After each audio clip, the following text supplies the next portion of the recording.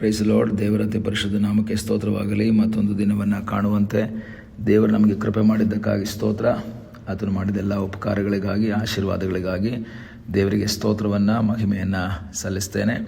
ಇಂದಿನ ವೇದ ಅಧ್ಯಯನಕ್ಕಾಗಿ ಒಂದು ವಾಕ್ಯವನ್ನು ಓದಿಕೊಳ್ಳೋಣ. ಹಗ್ಗಾಯಿ ಪ್ರವಾದನೆ ಗ್ರಂಥ 2ನೇ ಅಧ್ಯಾಯ 4ನೇ ವಾಕ್ಯ. ಯೆಹೋವನಿಂತನು ತಾನೇ, ಜೆರುಬ್ಬಾಬೆಲನೇ ಈಗ ಧೈರ್ಯವಾಗಿರು, ಯೋಚಾದಾಕನಿಗೆ ಹುಟ್ಟಿದ ಮಹಾಯಾಜಕನಾದ ಯೆಹೋಶುವನೇ ಧೈರ್ಯವಾಗಿರು, ದೇಶೀಯರೇ ನೀವೆಲ್ಲರೂ ಧೈರ್ಯಗೊಂಡು ಕೆಲಸ ನಡೆಸಿರಿ. ಇದು ಯೆಹೋವನ ನುಡಿ. ನಾನು ನಿಮ್ಮೊಂದಿಗೆ ಇದ್ದೇನೆಂದು ಸೇನಾಧೀಶನಾದ ಯೆಹೋವನು ನುಡಿಯುತ್ತಾನೆ. ಯಹೂದ್ಯರು ಬಾಬೆಲ್ ಪ್ರವಾಸಕ್ಕೆ ಅಥವಾ ಸೆರೆಗೆ ಹೋಗಿ 70 ವರ್ಷಗಳ ನಂತರ ಕೋರೇಶನ ಆಜ್ಞಾನುಸಾರ ಹಿಂದಿರುಗಿ ಬರ್ತಾರೆ ದೇವಾಲಯವನ್ನು ಕಟ್ಟುವುದಕ್ಕಾಗಿ ಬಂದಂತಹ ಆ ಗುಂಪುಗಳ ನಾಯಕರಾಗಿದ್ದರು ಯೆಹೋಶುವ ಮತ್ತು ಜೆರುಬ್ಬಾಬೆಲ್. ಇವರು ಆಲಯವನ್ನು ಕಟ್ಟುವುದಕ್ಕಾಗಿ ಬಂದು ಅಸ್ಥಿವಾರಗಳನ್ನ ಹಾಕ್ತಾರೆ. ಇದರ ಕುರಿತು ಹೆಚ್ಚಾದ ವಿವರಗಳನ್ನು ನಾವು ಎಜ್ರನ ಪುಸ್ತಕದಲ್ಲಿ ಓದುವುದಕ್ಕೆ ಸಾಧ್ಯವಾಗುತ್ತೆ. ಎಜ್ರ, ನೆಹಮ್ಯ ಪುಸ್ತಕಗಳಲ್ಲಿ, ಪ್ರತ್ಯೇಕವಾಗಿ ಎಜ್ರನ ಪುಸ್ತಕಗಳಲ್ಲಿ ನಾವು ಇದನ್ನು ನೋಡ್ಬೋದು. ಹಗ್ಗಾಯಿ ಮತ್ತು ಜಕರ್ಯ ಪ್ರವಾದಿಗಳು ಅಲ್ಲಿ ಪ್ರವಾದನೆ ಮಾಡುವುದನ್ನು 5ನೇ ಅಧ್ಯಾಯದಲ್ಲೂ ಸಹ ನಾವು ನೋಡ್ಬೋದು. ಇವರು ಆಲಯವನ್ನು ಕಟ್ಟುವುದಕ್ಕಾಗಿ ಬರ್ತಾರೆ, ಅಸ್ಥಿವಾರವನ್ನು ಹಾಕ್ತಾರೆ. ಕೆಲಸವನ್ನು ಮುಂದುವರಿಸ್ತಾ ಇರುವಾಗ ವಿರೋಧಗಳು ಹೆಚ್ಚಾಗ್ತದೆ. ವಿರೋಧಗಳು ಬಂದು ಕೆಲಸ ನಿಲ್ಲಿಸಬೇಕಾದಂಥ ಸನ್ನಿವೇಶ ಬರ್ತದೆ. ಅವ್ರ ಕೆಲಸವನ್ನು ನಿಲ್ಲಿಸ್ಬಿಡ್ತಾರೆ.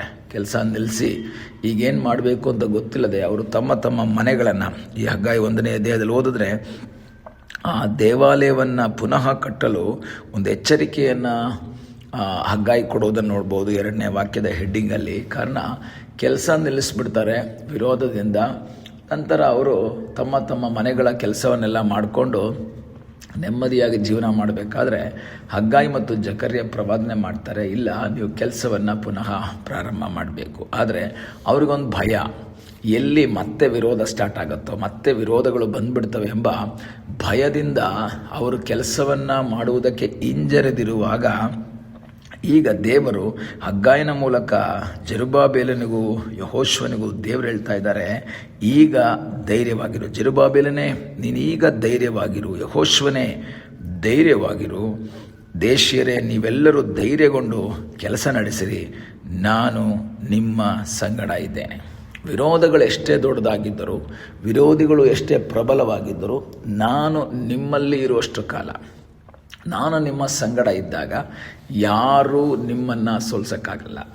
ಈ ಒಂದು ಹಗಲ ಸಮಯದಲ್ಲಿ ಪ್ರಿಯ ದೇವರ ಮಕ್ಕಳೇ, ನೀವು ದೇವರಿಗಾಗಿ ಏನಾದರೂ ಕಾರ್ಯ ಮಾಡುವುದಕ್ಕಾಗಿ ಪ್ರಯತ್ನ ಮಾಡುವಾಗ ತಡೆಗಳು ಬರ್ತದೆ ಎಂಬುದರಲ್ಲಿ ಯಾವ ಸಂಶಯ ಇಲ್ಲ. ವಿರೋಧಗಳು ಬರ್ತದೆ, ಸಮಸ್ಯೆಗಳು ಬರ್ತದೆ. ಅದನ್ನು ನೋಡಿ ನಾವು ಅದನ್ನು ನಿಲ್ಲಿಸುವುದಲ್ಲ ದೇವರು ನಮ್ಮಿಂದ ಬಯಸುವಂಥದ್ದು. ನಾವು ನಂಬಿಕೆಯಲ್ಲಿ ದೃಢವಾಗಿದ್ದುಕೊಂಡು ಮುಂದೆ ಸಾಗುವುದಾದರೆ ನಮ್ಮ ಸಂಗಡ ಇರುವಂತಹ ಒಬ್ಬ ದೇವರು. ಭಯದ ವಾತಾವರಣದಲ್ಲಿ ಜೆರುಬ್ಬಾಬೆಲ್, ಯೆಹೋಶುವ ಜನರು ಎಲ್ಲರೂ ಇದ್ದಾರೆ. ಯಾಕೆಂದರೆ 70 ವರ್ಷಗಳ ನಂತರ ಇಲ್ಲಿಗೆ ಅವರು ವಾಪಸ್ ಬಂದಿದ್ದಾರೆ.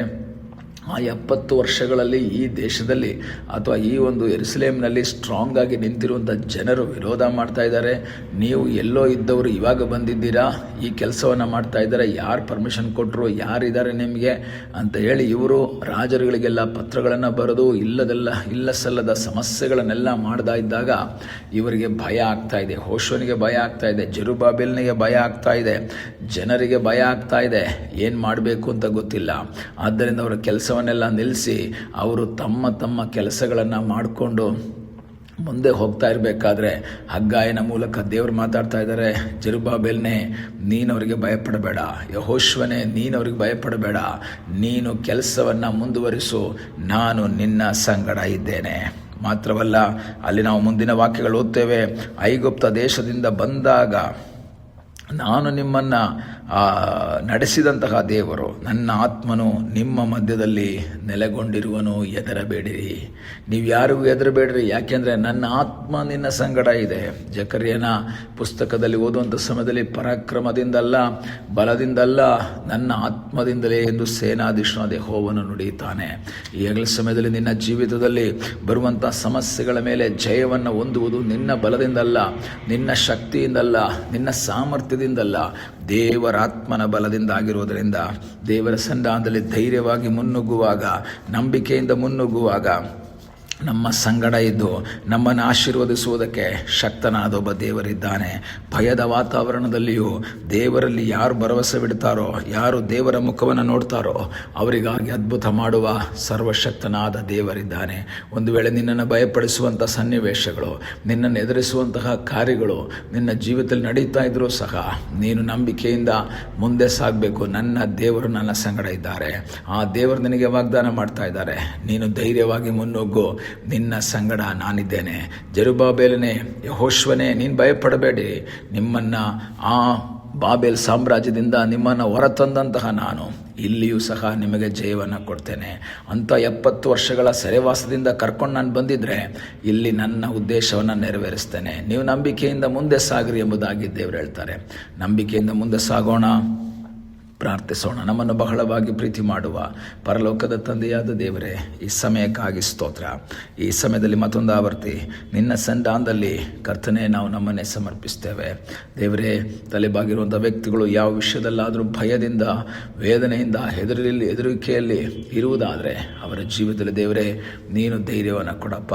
ಜೆರುಬ್ಬಾಬೆಲನಿಗೂ ಯೆಹೋಶುವನಿಗೂ ಧೈರ್ಯಪಡಿಸಿದಂತಹ ದೇವರೇ, ಅದೇ ಧೈರ್ಯ ನಿನ್ನ ಮಕ್ಕಳಲ್ಲಿ ಕೊಡು ಎಂಬುದಾಗಿ ನಾವು ಪ್ರಾರ್ಥಿಸ್ತೇವೆ. ಪ್ರಾರ್ಥನೆಯನ್ನು ಕೇಳಿದ್ದಕ್ಕಾಗಿ ಸ್ತೋತ್ರ. ಯೇಸುವಿನ ಮುದ್ದಾದ ಹೆಸರಿನಲ್ಲಿ ಬೇಡಿಕೊಳ್ಳುತ್ತೇವೆ ನಮ್ಮ ಪ್ರೀತಿಯ ತಂದೆಯೇ, ಆಮೇನ್. God bless you.